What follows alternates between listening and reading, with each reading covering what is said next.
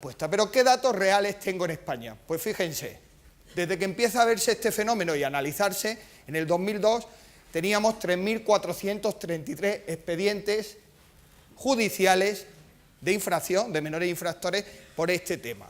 Luego subió, se disparó en el 2007 a 7.611 y me dirán, pero bueno, luego ha bajado. Relativamente, ha bajado porque se han acumulado procedimientos que se seguían. Ese número eran distintas denuncias que habían puesto los padres y se ha quedado en un número de 4.659. Sean las cantidades que sean, lo que es cierto es que estamos ante la punta del iceberg. O sea, ahí hay un problema. Ahí hay un problema y lo que llega es lo mínimo del problema. Hay muchas cosas y muchas cuestiones que se guardan, que en la familia, que no salen de la familia. Pero bueno, dicho eso, vamos a seguir avanzando y a ver qué concepto podemos dar de violencia filioparental. Yo creo que todos lo tendrán muy claro, porque bueno, ¿qué me va a decir este hombre? Pues la violencia que se hace contra los padres.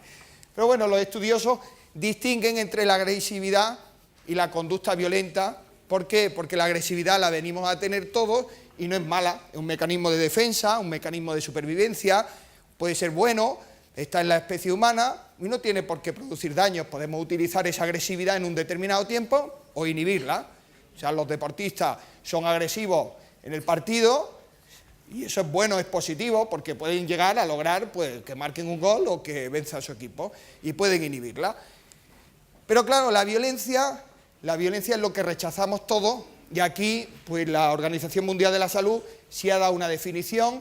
Dice, me suena un poco al derecho penal, lo de toda acción o omisión intencionada que va dirigida contra una persona tendente a causarle un daño físico, psicológico, sexual o económico, viene a definir esa violencia, y algún otro autor, como Pereira, viene a definirla como conductas reiteradas de violencia física, sean agresiones, golpes, empujones, arrojar objetos, verbal, insultos, amenazas no verbal, dirigida a los padres que ocupan su lugar, o a las personas que ocupan su lugar. Una conducta violenta, es la que puede causar ese daño físico o psicológico. Lo que pasa, la conducta violenta es algo que se ha aprendido y que se puede cambiar, y la agresividad tiene un componente más genético. ¿Pero qué podríamos entender por violencia filioparental? Pues la realización de conductas violentas tienen que ser reiteradas, tienen que ser intencionales, que pueden causar un daño físico o psicológico y que van dirigidas a los padres u otros miembros de la unidad familiar. Y aquí les pregunto, ¿esta violencia surge así de un día al otro súbitamente o es continuada? ¿Qué piensan? ¿Quién piensa que es súbita? Que de pronto el niño se levanta y... No, continuada. Y va influenciada por una serie de factores. Claro, ¿qué ejemplos de violencia filioparental tenemos? Pues podemos hablar de maltrato físico, maltrato psicológico y otro muy interesante que a lo mejor nos pasa más desapercibido y es el maltrato económico. Tenemos muchos menores que llegan al maltrato físico, golpes, empujones, intentos de ahogar, lanzamiento de objetos. Tenemos otros que se quedan en el maltrato psíquico, insultar, amenazar, intimidar, ese chantaje emocional, pues si no hace esto, yo voy a hacer lo otro.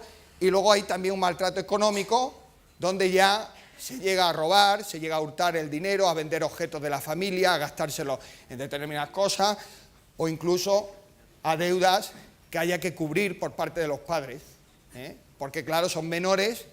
Nosotros en penal tenemos esa excusa absolutoria, son menores, pues el padre corre con los gastos, pues así jauja. ¿Qué etapas se dan en esa violencia filioparental? Pues primero, la primera etapa que se da, y está así estudiada, es la negación. Se niega, nadie asume que es víctima de violencia filioparental. No existe, es que el chaval, pues mira, es que el chaval es difícil, es que es la edad. ¿Cuántas veces nos han oído? Es que es la edad, ¿quién no va a ser así con 15 años? Es la edad.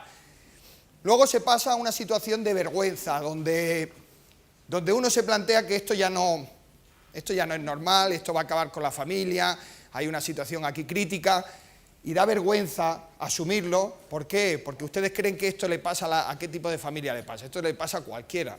O sea, les pasa, y si me apuran, en España está estudiado que se le pasa más a familias medias y altas que a la familia que tiene menos recursos, pero también le pasa de otra forma, cada caso es un mundo. Pero luego se siente vergüenza, y luego hay un paso importante, que es denunciar.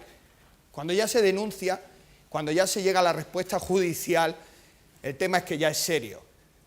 Y claro, denunciar a un hijo, ¿cómo se tiene que encontrar uno para denunciar a un hijo? Entonces, en esa etapa de denuncia viene otra de, lo denuncié, pero quiero retirarlo, porque es bueno, va a crecer siempre odiándome porque lo llevé al juzgado, porque lo judicialicé, o no quiero declarar y así que no tenga ninguna condena. Y luego pues viene la crisis del proceso, una vez que se mantiene la denuncia, el verse sometido a un proceso, tener que declarar y ver a tu hijo allí, saber la pena o la medida que le piden, y luego la falta de satisfacción que al final se genera con la intervención educativa o la intervención penal que va a llegar a ese menor. Por eso es importante saber en qué etapa estamos, porque si ustedes ven las etapas en un conjunto, la foto que sale, la visualización de eso, es bastante pesimista. Es bastante pesimista el planteamiento que le puede hacer a un progenitor de decir, bueno, va a tener que someterse a un juicio, luego la medida será esta. Claro, esa no es la solución. ¿Qué quiere el padre? Recuperar la autoridad que no tenía. Pero ¿cuándo lo quiere recuperar? Cuando ya tiene 17 o 18 años. Entonces, es un auténtico problema. Pero veamos, porque a lo mejor rompemos algún mito en cuanto a quiénes son los sujetos que intervienen en la violencia filioparental. Pues fíjense, más los chicos, los agresores son más chicos que mujeres.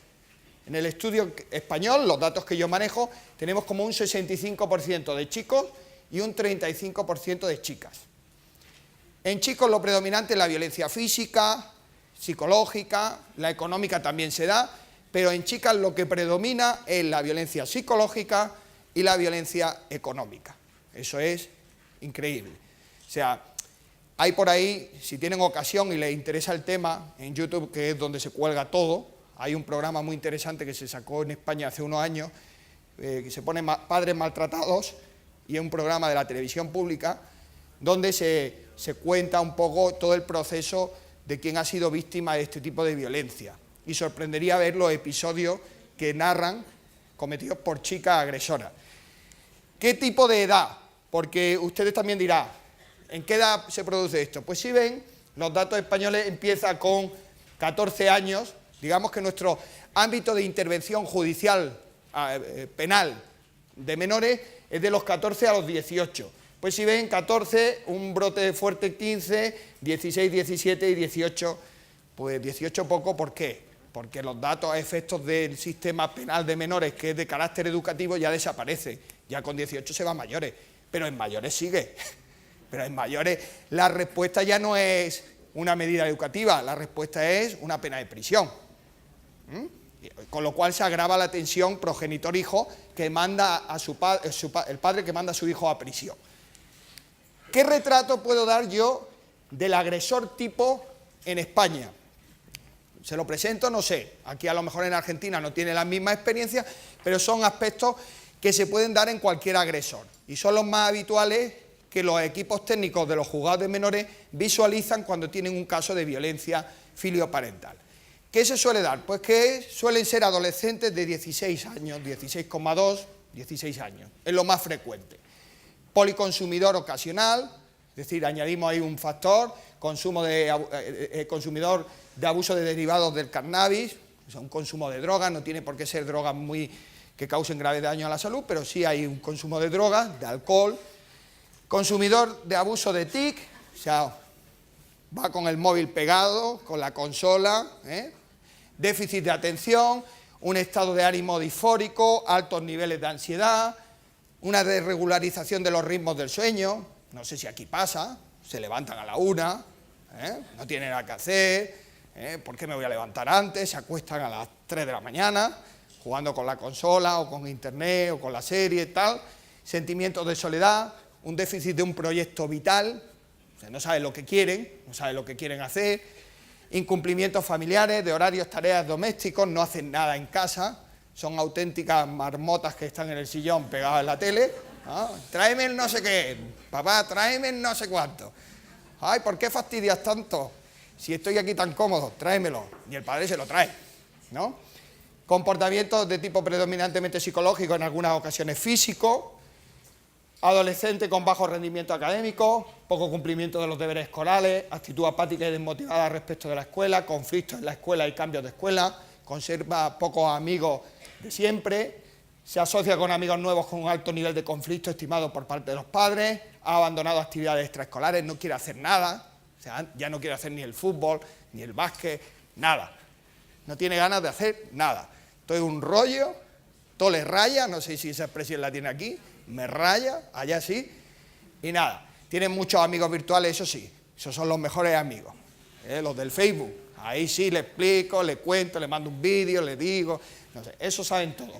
Sin pareja emocional, relaciones muy cambiantes con parejas ocasionales con las que mantienen sexo no protegido a muy temprana edad, y motivado por disponer de dinero, muy motivado por determinadas peculiaridades estéticas. Ese es el patrón nuestro. No sé si aquí su experiencia es muy similar.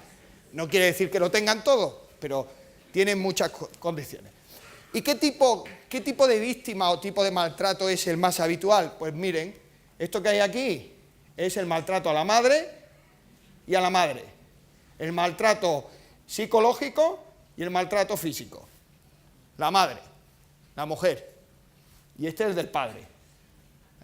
Estos son otras variantes de maltrato, pero siempre el más alto es el de la madre. O sea, la víctima por estrella, o sea, por excelencia, es la madre. ¿Por qué será? Y ahí lanzo la reflexión. ¿Por qué será?